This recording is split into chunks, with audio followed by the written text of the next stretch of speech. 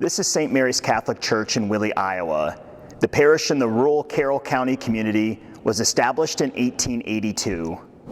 This parish has special significance for my family because my great-great-great-uncle, Father Herman Dries, was pastor here for 36 years. Father Dries was ordained on December 20th, 1902, and served in Remsen, Dedham, Hospers, Carroll, and Mapleton before he arrived in Willey in March of 1929. He served here until his death in 1965.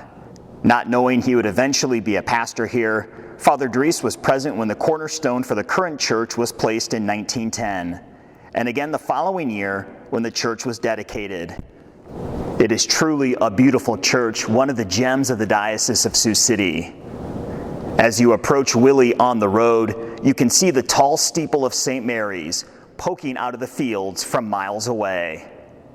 When I look at the stunning high altar at St. Mary's, I think about the thousands of masses Father Dries offered from it.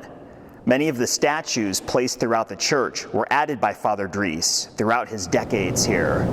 Willey never had more than 100 residents during his pastorate, but families from neighboring farmsteads were among his parishioners.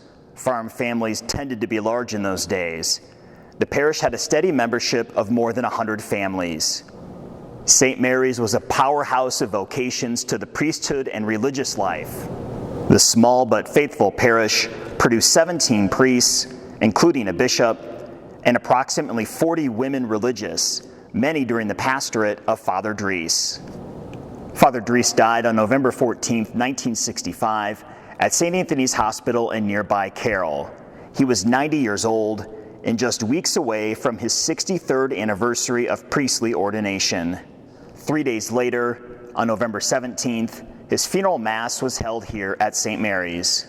There were 80 priests and hundreds of mourners that filled the church for Father Dries' funeral rites.